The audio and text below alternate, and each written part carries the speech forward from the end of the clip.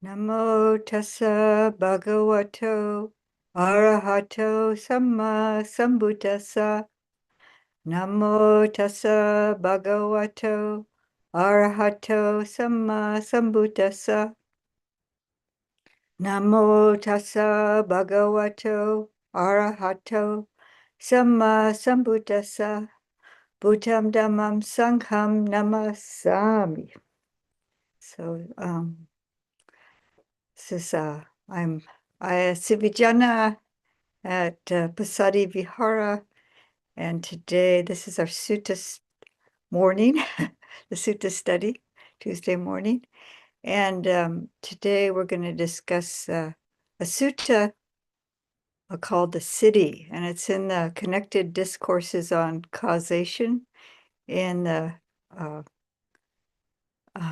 Samyutta Nikaya, the Connected Discourses of the Buddhas, how Bhante Bodhi translates that. And I think Bhante Sujato says linked discourses.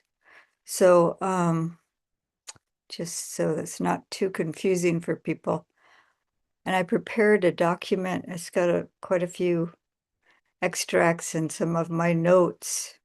I took a course, was an online course that it's in the Dhamma.net, Bhante Sujato's teachings.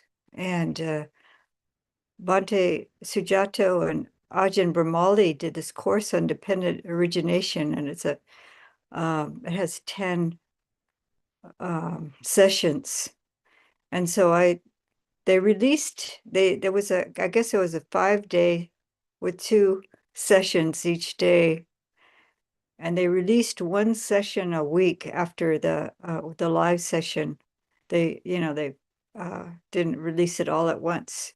So after it was released, I one by one, week by week, I listened to it, and it really helped me tremendously with the understanding of dependent origination. So this is why I'm mentioning it. If people are interested, it's called dependent origination in early Buddhist texts. So if you look up dependent origination, EBT, and Bhante Sujato and Ajahn Brahmali, you'll probably find it. So now I'm going to share the document that I prepared with the main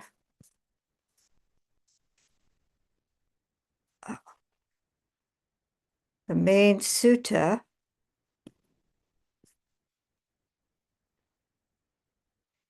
So this is Venerable Bhikkhu Bodhi's, Bhante Bodhi's translation of the sutta.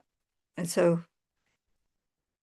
so if you want to study dependent origination, you can look at the Connected Discourses on Causation, and you would look up SN 12. And so this is SN 1265, this particular sutta. But if you look at the whole Samyutta, you'll get a sense of the teaching, and then there's some wonderful footnotes. Both Bhante Bodhi and Bhante Sujato have these wonderful footnotes that explain quite a bit and maybe point you to other suttas. So this is the city, and I'm going to start reading now. See if I can move this. Oh, that's not what I want to do. Trying to move this. There it goes. So this is the city. Namo tassa bhagavato arahato samma sambuddhassa. Namo tassa bhagavato arahato samma sambuddhassa. Namo tassa bhagavato arahato samma sambuddhassa. So at Savatthi, bhikkhus, before my enlightenment, while I was still a bodhisatta, not yet fully enlightened, it occurred to me, alas, this world has fallen into trouble, and that it is born, ages, and dies. It passes away and is reborn, yet it does not understand the escape from this suffering, headed by aging and death. When now will an escape be discerned from the suffering headed by aging and death? So this is Lord Buddha speaking before his awakening, or after his awakening, but reflecting back on the time before his awakening, when he was still feeling this sense of spiritual urgency and just seeing the state of the world. And in particular, the fact that all beings that are born will die. So this is very clear. And this was on all the suffering in the world, headed by aging and death. So the word bodhisatta, um, it's not like the Mahayana concept of bodhisattva, but this is a being or a person that's in pursuit of awakening. So before his awakening, then because it occurred to me, when what exists does aging and death come to be? By what is aging and death conditioned? And here's that's Bhante Bodhi's translation. And now we have an extract from Bhante Sujato. When what exists is their old age and death. When what is the requirement for old age and death? And here we have the Pali. So this Kim He Nu Ko, this is all kind of setting the question. And then I have this word sati, which if you're an amateur translator, you might think that means mindfulness. And it'll be in the list of when you click on this on Sutta Central, it is in the list of what this word means. But in this context, sati is it's a form of to be, of the verb to be. So it's a different word entirely. It's not just a different understanding of the word sati, which we usually understand as mindfulness. So when exists. So this asking Kim He Nu, that's like a question.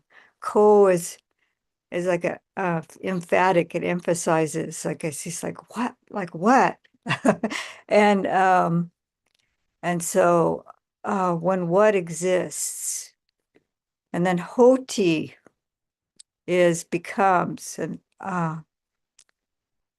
so he's kind of repeating as where does this come from? Where does it Jara Maranang is Jara is old age and Maranang is death. And so this is a compound word, aging and death. So anyone who's getting old is looking to see, oh my goodness, there's no escape from dying, is there? When you're young, you might think, oh, that's going to happen some way off in the future. And the older you get, you think, oh, this could happen anytime, or I don't have that many years left, or I can't delude myself thinking that I'm going to live eternally. So Jara Maranang Bodhi, how does this become into being? So Pachaya, Kim is also phrases it as a question. It's what, somewhat what, or and Pachaya. So dependent on what, due to what condition, with what as a prerequisite. So this compound word, the Pachaya, is dependent on or conditioned by, or what is a prerequisite. So Bhante Bodhi says, He's just talking about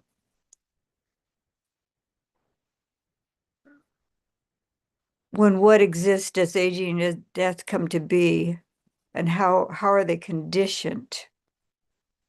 And then the Sujato says requirement. What is the requirement? Um, I didn't capture all of what that full sentence there, so I don't know exactly what he said. But I just wanted, because he says requirement and this, how does it come to be? It's a little bit it's a little bit different sense. And I like, what is it dependent on? To me, this is like, what does it depend on? Makes sense to me. So if you look at different translations, it might help with the understanding of what's being talked about here. Then, because through careful attention, there took place in me a breakthrough by wisdom. This again is Bhikkhu Bodhi's translation. When there is birth, aging and death comes to be. Aging and death has birth as a condition. So that sounds kind of depressing in a way. But I think everybody's come to the point where they thought, uh, it's inevitable. Anything that's living is going to die. Anything, and as a child, I had cats, and my first cat lived to be a year old and got hit by a car. And so then I got a new cat, a new kitty, and then I thought my kitty is going to die sometime. I started realizing, like I fish too. I had goldfish, and that died, and then the you start thinking, oh, I'm gonna die too sometime. Even as a child, that came to my, and it scared me. I was scared. I didn't know what death would mean. This body is gonna perish sometime. So, and most of our lives, we were not thinking about it. But the Buddha was. He was like, oh, there's no escape from this aging and death. It seems like or is there?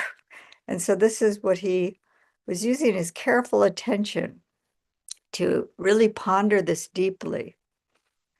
So careful attention is yoniso manasikara. This is how Bhikkhu Bodhi translates it.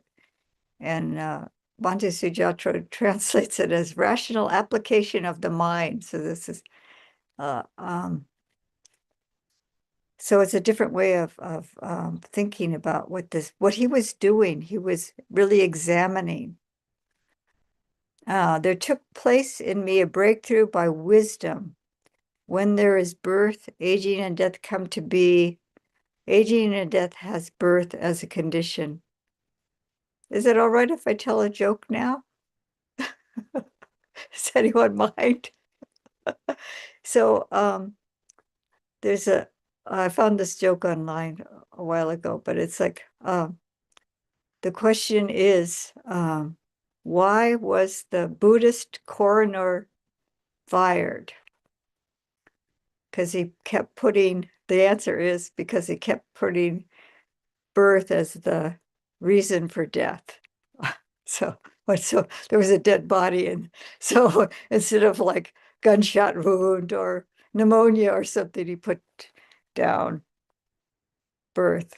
So that wasn't what he was supposed to be doing. But yeah, so being born, having been born, there's the nature to age and die. So then because it occurred to me, when what exists does birth come to be? Name and form. This is nama rupa.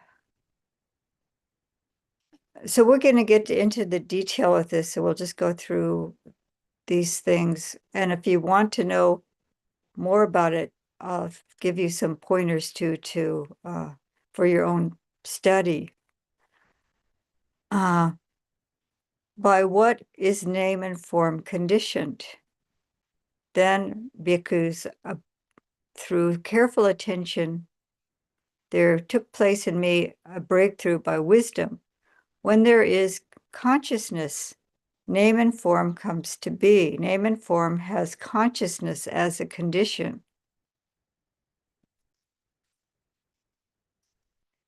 Then it occurred to me, when what exists does consciousness come to be? By what is consciousness conditioned? Then, bhikkhus, through careful attention, there took place in me a breakthrough by wisdom. When there is name and form, consciousness comes to be. Consciousness has name and form as a condition. So you can see here that the starting point of dependent origination is different. And so these two circle. Then, because it occurred to me, this consciousness turns back. It does not go further than name and form. It is this to this extent that one may be born and age and die. So he's leapt from this consciousness turning back. And well, to go into detail about this when we look at the Pali, it might help understand what's going on here. But there's a circling around of name and form and consciousness. And then because of this, there's continued rebirth.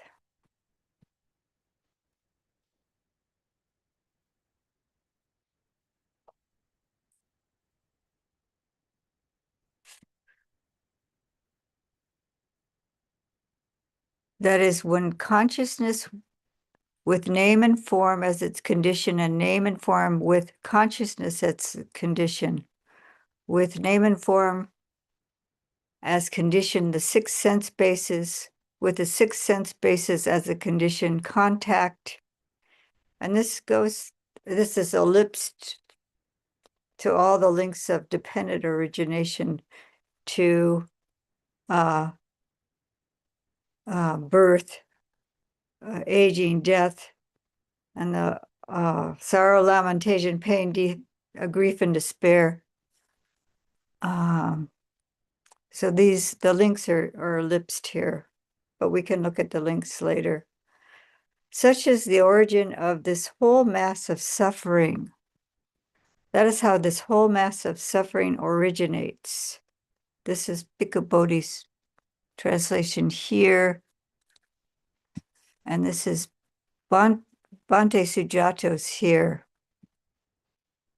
That is how this entire mass of suffering originates. So I took this up because this word samudayo, origin. Thus, bhikkhus, in regard to things unheard of before, there arose in me vision, knowledge, wisdom, true knowledge, and light. This is Bhikkhu Bodhi's here, and this is origin. Such was the vision, knowledge, wisdom, realization, and light that arose in me regarding teachings not learned before from another. Samudayo, ti kome bhikkhave pube ananusute sudame su chakum udapadi jnanam udapadi panya udapadi vijja udapadi aloko udapadi. So if anyone's been to a monastery and you heard the monastics chanting, or you took place in some chanting, you might recognize this as something from the Dhammacakkappavattana Sutta. This refrain repeats again and again, and this is in reference to the Four Noble Truths, that the light and vision is things as they are, has arisen And so things unheard of before. So he realized for himself without a teaching to direct him there. This is something he realized on his own. And then the origin of suffering, samudayo, that talks about, this is a second noble truth.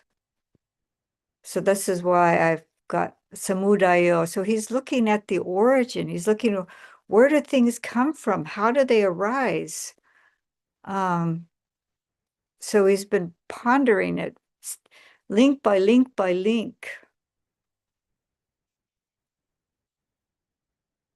And then he's looking here about, then it occurred to me, then because it occurred to me, or everyone, he's speaking to everyone, when what does not exist, does aging and death not come to be? Well, here's talking about the cessation. With the cessation of what does, with the cessation of what does cessation of aging and death come about? So how can this end? How can it stop? Then because through careful attention, there took place in me a breakthrough by wisdom. When there is no birth, aging and death does not come to be. With the cessation of birth comes the cessation of aging and death. It occurred to me, when what does not exist, does birth not come to be? And what does not exist is existence, or bhava. This is bhava.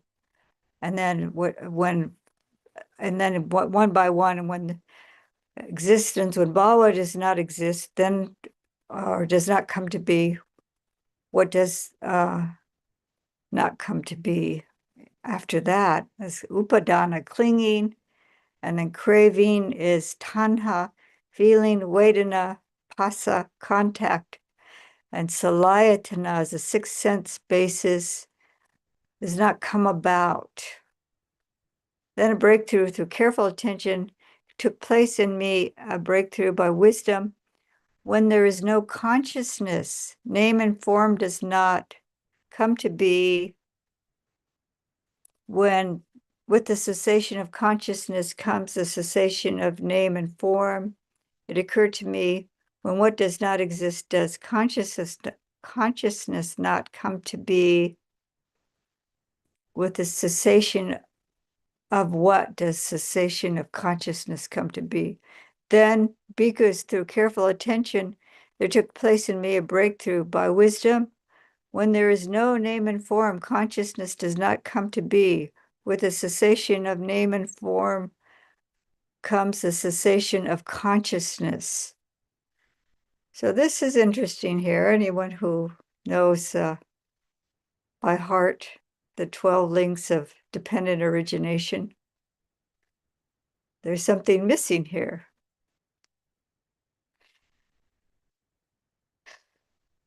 And I don't know if anyone in the live audience wants to say anything. What do you notice?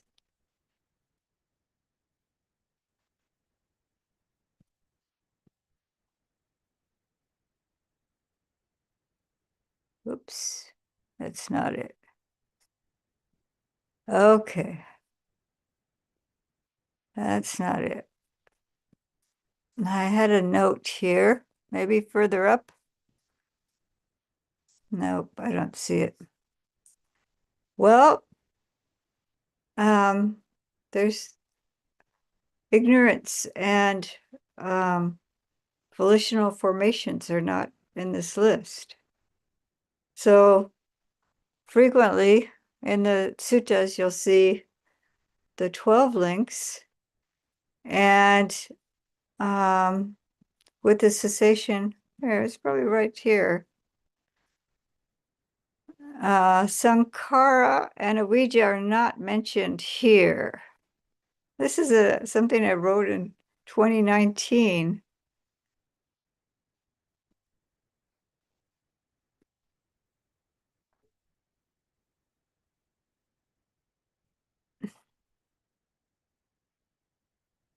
So that's kind of interesting, isn't it?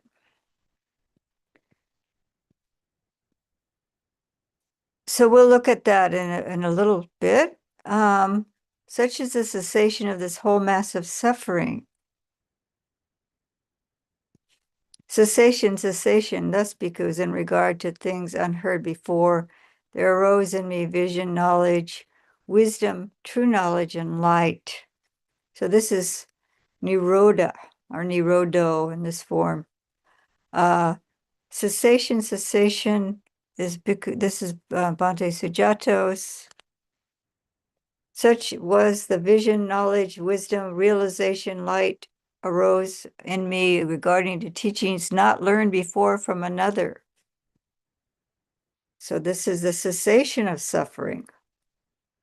So this is how the Four Noble Truths are embedded in the 12 links of dependent origination, the way the Buddha had examined it.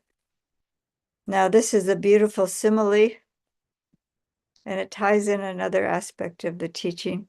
Suppose because a man or person wandering through a forest would see an ancient path, an ancient road traveled upon by people in the past. They would follow it and would see an ancient city, an ancient capital that had been inhabited by people in the past, with parks, groves, ponds, and ramparts, a delightful place. Then the person would inform the king or royal minister, Sire, know that while wandering through the forest, I saw an ancient path, an ancient road traveled upon by people in the past. I followed it and saw an ancient city, an ancient capital that had been inhabited by people in the past, with parks, groves, ponds, and ramparts. A delightful place. Renovate the city, sire. Then the king or the royal minister would renovate the city, and sometime later, that city would become successful and prosperous, well populated, filled with people, attain to growth and expansion. So too, bhikkhus, I saw an ancient path, the road traveled by the perfectly enlightened ones of the past. And what is that ancient path, that ancient road? It is just this noble eightfold path that is right view, right intention, right speech, right action, right livelihood, right effort, right mindfulness, right samadhi, right concentration. I followed that path, and by doing so, I directly had known aging and death, its origin, its cessation, and the way leading to its cessation. I have directly known birth, existence, clinging, craving, feeling, contact, the six sense basis, name and form consciousness, volitional formations, their origin, their cessation, and the way leading to their cessation. Having directly known them, I have explained them to the bhikkhus, the bhikkhunis, the male lay followers and the female lay followers, and everybody else. This holy life bhikkhus has been successful and prosperous, extended, popular, widespread, and well proclaimed among devas and humans. So that's Bhikkhu Bodhi's translation. So here, volitional formations appear. So that's interesting. And then I have this note from 2019, and this is the footnotes in the Bhikkhu Bodhi's translation. In the footnotes, it states that after volitional formations, ignorance is implied. So then those two links that were missing previously appear. Ignorance would be ended by the arising of vision, knowledge, and wisdom, true knowledge. So you can't really fully know ignorance until you have this wisdom. And then what occurred to me too with volitional formations, these are very strongly associated with kama or karma. And so he wouldn't have fully understood kama or karma until his full awakening. So while he was still in this process, he was pondering consciousness and name and form, which were cycling around each other because of rebirth. So the consciousness keeps seeking the nama rupa, the physical form and the mentality associated with that. So this is notes from Sutta Central, Bhante Sujato's notes. This process describes the Buddha's reflection before his awakening. It is of particular interest because it seems to depict the precise moment when his insight broke away from that of his Upanishadic teachers. And then he's quoting Bhikkhu Bodhi here. It is possible the Bodhisattva had been seeking a self of the Upanishadic type, a self-subsistent subject consisting of pure consciousness that requires nothing but itself in order to exist. His discovery that consciousness is invariably dependent on name and form would have disclosed to him the futility of such a quest, and thereby shown that even consciousness, the subtlest basis for the sense of self, and then there's you can look for this sutta here that just goes into more detail, is conditioned and thus marked by impermanent suffering and selflessness or non-self. So in the Noble Quest, these teachers, this is the Upanishadic teachers, I think they're referring to here, and Alara Kalama and Udaka Ramaputta, he studied under. And then he said, as far as lip recital and verbal repetition went, I spoke the doctrine of knowledge, the elder doctrine. I claimed to know and see, and so did others. So this is what many people believe, that he studied the Vedas. And it's also in the suttas, he refers to the Vedas, or he takes some of the verses and he repurposes them into his teaching. He uses some of the poetic language, but he changes it to his understanding of reality. And so it might have been shocking to the people that were learned in that he's completely denying this Atman or Atta.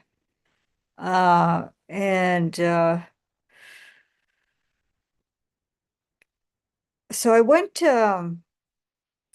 online briefly just so we can look at what the Upanishads were. And this is the teachings that he was studying. And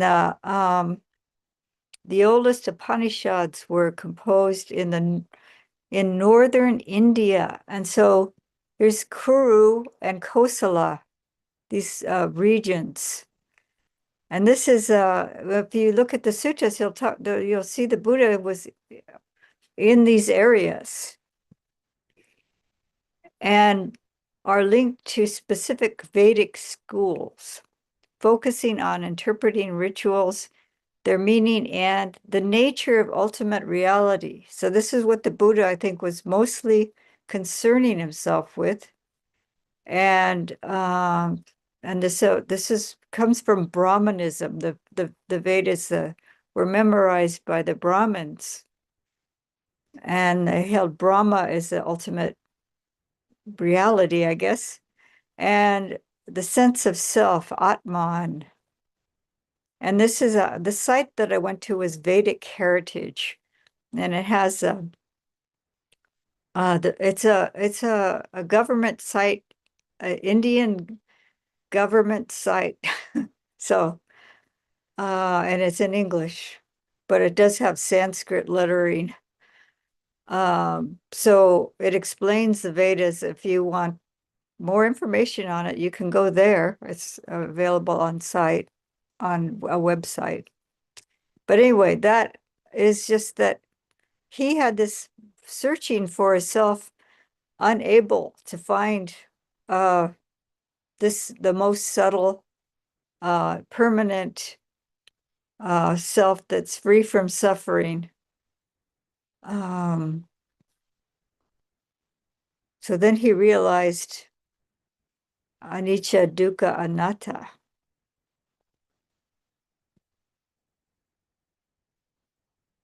So this is Bhante, Bhante Bodhi's, Bhante Sujato's translation of this little bit here concerning consciousness and name and form, how consciousness turns back. When consciousness exists, there are name and form. Consciousness is a requirement for name and form instead of a condition or dependent on. Say Vijnana Nama Rupa. This is the Vijnana Pachaya Nama Rupa. Then it occurred to me, when what exists is their consciousness. What is the requirement for consciousness? So I'm just going back to this one. This is an extract from the sutta we were just looking at. Yeah, and through rational application of mind, this is yoniso manasikara. I penetrated with wisdom. Name and form are requirements for consciousness. So this is rational application of mind or careful attention, as Bhikkhu Bodhi translates it. There's many different translations of yoniso manasikara. We've looked at this before. Yoniso, properly, prudently, thoroughly, carefully, intelligently, and according to the source, because yoni is the womb. What things are born from, where it comes from. And manasikara is attention, bringing to mind, observation, noticing, focusing. And then literally it's making in mind. And manasi is referring to mana, which is mind. And kara is like the making or doing.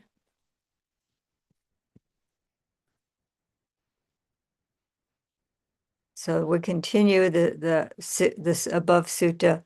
Then it occurred to me, this consciousness turns back from name and form. It does not go beyond that.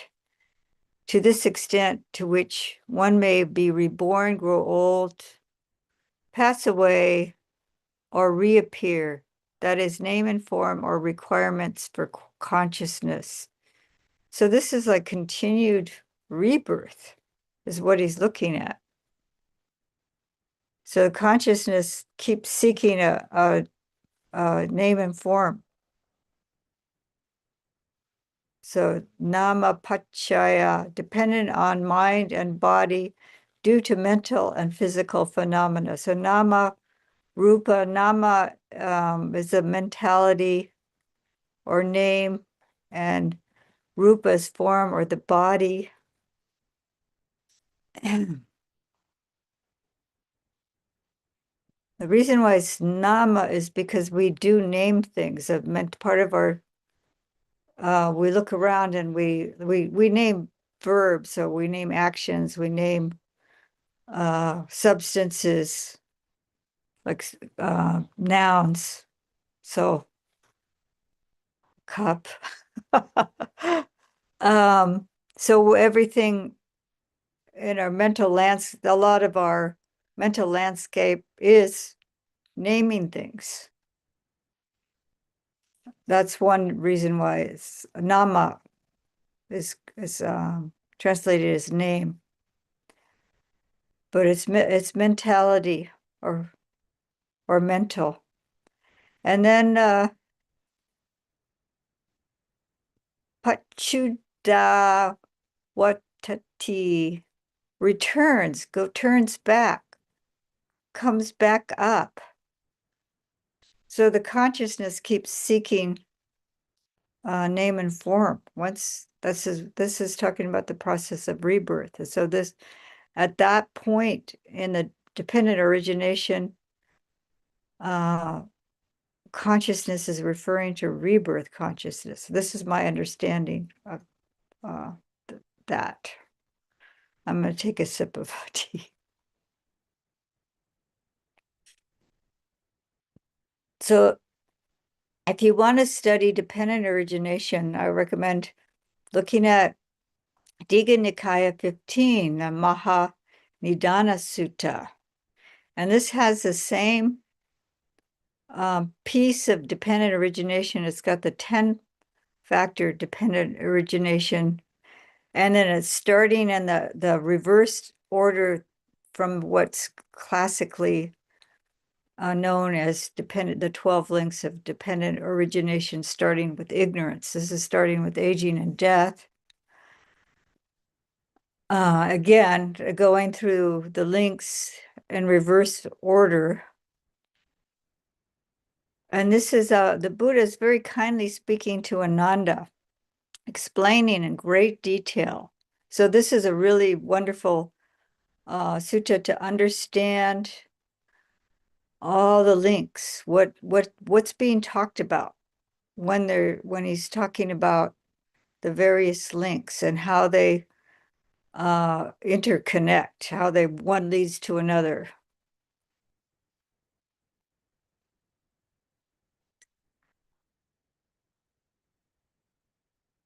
So this is Maurice Walsh translation.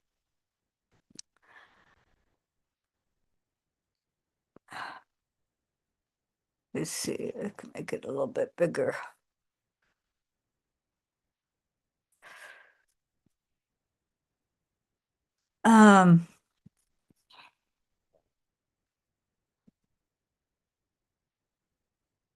See what we're doing with time.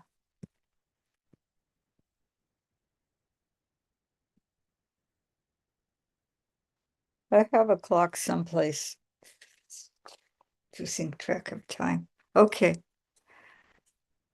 So I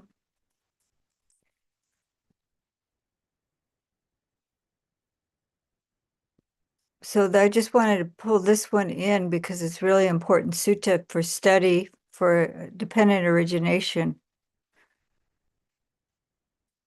And then, like I was saying earlier, if you want to study dependent origination, you look at the Nidana Samyutta and the connected discourses of the Buddha, or linked discourses on causation, is how Bhante Sujato translates Samyutta is linked rather than connected. Link, connected, that's pretty similar. So there's the 12 classic 12 links. This is notes I put together. This is started from the course that I took that I mentioned.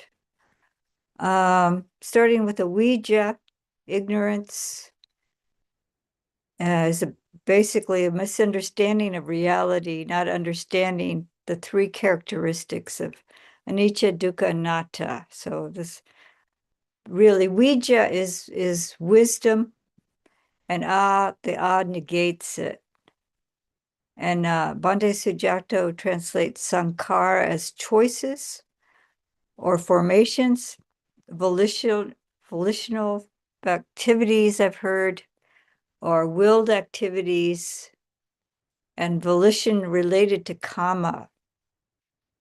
So that's really important to understand with the links of dependent origination, how through ignorance, there's this volition to be this continuation of consciousness. Consciousness is stations of consciousness leading to rebirth. a nama rupa, name and form, or mind and body. Salayatana is a six sense fields or sense bases. Experience leading to the next four factors. So when we have the sense basis, these other things arise. So if I have, well, I'll just start with the skin. I have the skin, so there's contact at the skin, so I feel something. Pasa, sense contact, sense impingement, sense impression, sense experience, literally touch. So pasa by itself is just touch, but it's when it's well, you could think of it like when I see something, the light is touching the optic nerve, and then I'm interpreting, or the sound is the vibrations are touching the auditory nerve, and so then I'm interpreting it as sound and what that might mean. So then it's either pleasant, unpleasant, or neutral. Vedana, feeling, sensation, hedonic term. This is a word that Bhante Analio uses for Vedana because it's having to do with pleasure and pain, or neutral, not really. So really being moved by it one way or another. So Vedana, the dictionary, the poly digital dictionary translates it as felt experience with a feeling, having a feeling tone. Feeling tone, you also hear that for Vedana. And then literally causing to know, because vid is having to do with knowing, like vidya. And tanha, craving, this is our big culprit here.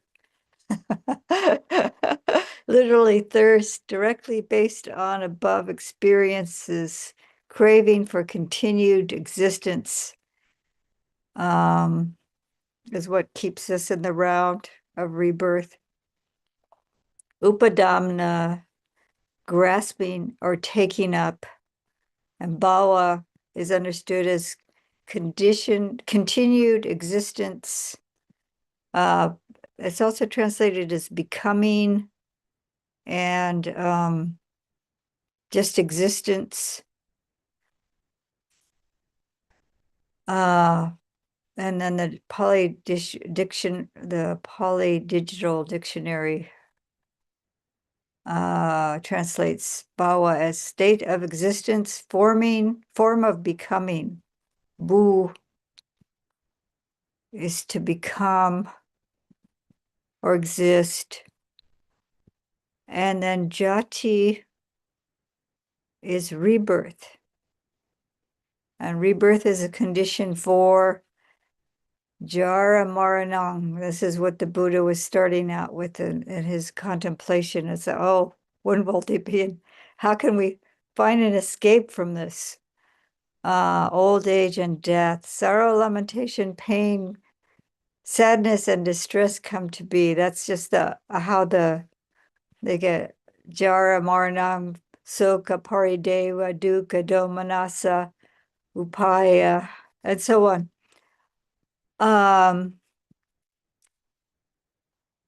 So I wanted to just point out the relationship to the Four Noble Truths and dependent origination. So dependent origination can be seen as an expansion of the Four Noble Truths. Suffering, birth, aging, and death is suffering, and the origin of suffering as craving leading to rebirth and renewed existence. And then the ending of dukkha through the understanding and liberation from renewed existence. And happens at arahantship. The practice that leads to the cessation of suffering is a noble eightfold path, which it's included in right view. I didn't write that correctly. It is included in right view. Is included in right view as the understanding of dependent origination. So DO is dependent origination abbreviated. So the Buddha was looking at origin is that this had this tremendous breakthrough when he was seeing the origin of aging and death and the whole massive suffering.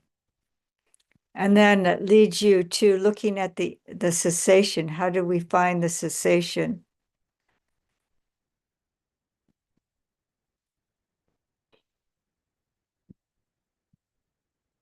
And then, as I was saying earlier, in the Dhammacakkappavattana Sutta, it's speaking about the Noble Eightfold Path and the Four Noble Truths. And then there is this refrain I was talking about, idam dukkam aryasa chantime bhikkhave pubbe ananusute sudam me su chakku mudapadi jnanam udapadi panya udapadi vijja udapadi aloko udapadi. And this, he said the same thing about the dependent origination when he understood the origin, and then he understood the cessation. And here, I wanted to show this in the Majjhima Nikaya 9. There's also you can study dependent origination. There's like 16 factors that the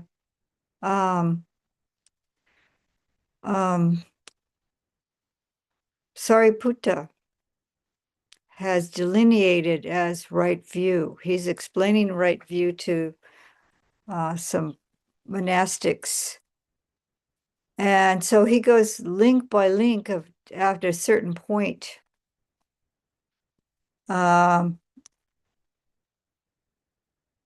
About dependent origination. And I can't remember, I think it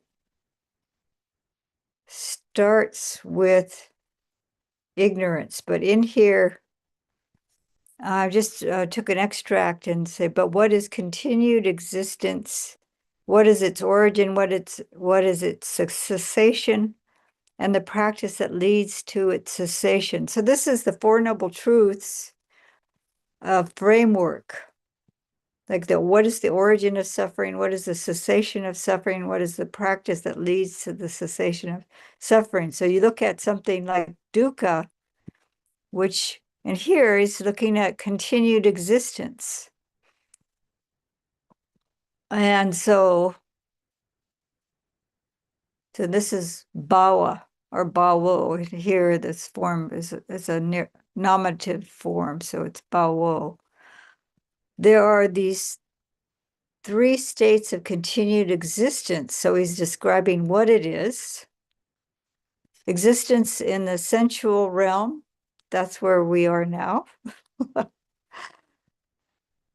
The realm of luminous form, so that would be the jhanas, and the formless realm. So this is a formless attainments we can experience, but these are realms of existence. So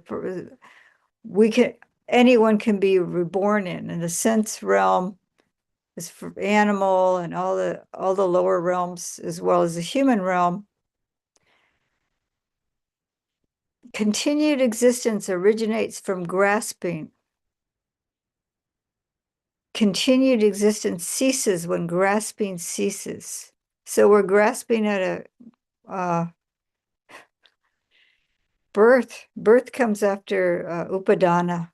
Upadana is what he's talking about here. And what is the practice that leads to the cessation of continued existence is simply this Noble Eightfold Path. So this ties the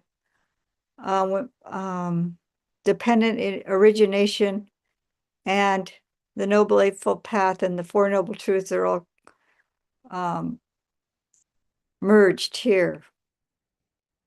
So this is just one of the ways to understand right view in this teaching on right view by Venerable Sariputta. So I recommend you look at this one too, if you want to have a deep understanding, a deeper understanding of dependent origination. So we have 5 minutes left. And so I'm going to stop the screen share. And then if there's any questions or comments from those who are here live, live for now, those who are here on the Zoom audience are welcome. Any comments or questions? Are you overwhelmed?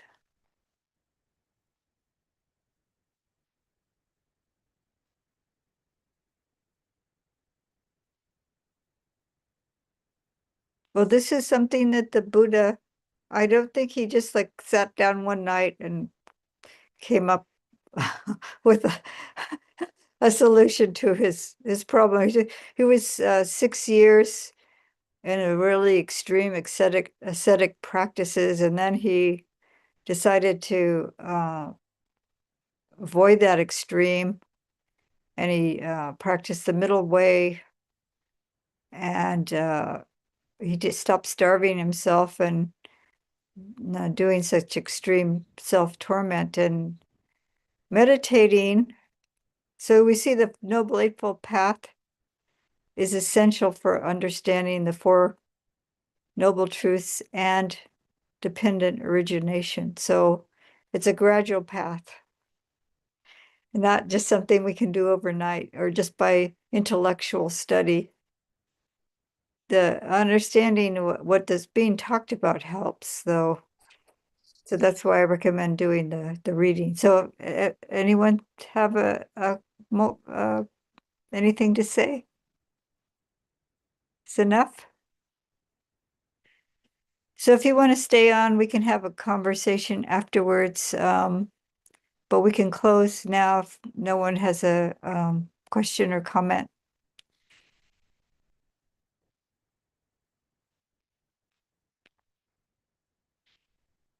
So we can close by paying refuge to the triple gem.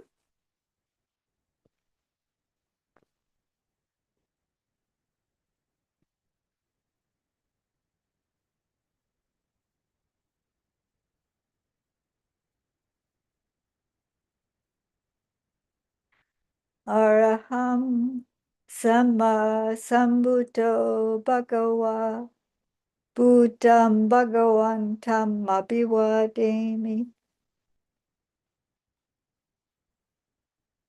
Swakato Bhagavata Dhammo Dhammam Namasami. Supatipanno Bhagavato Sawaka Sangham Namami.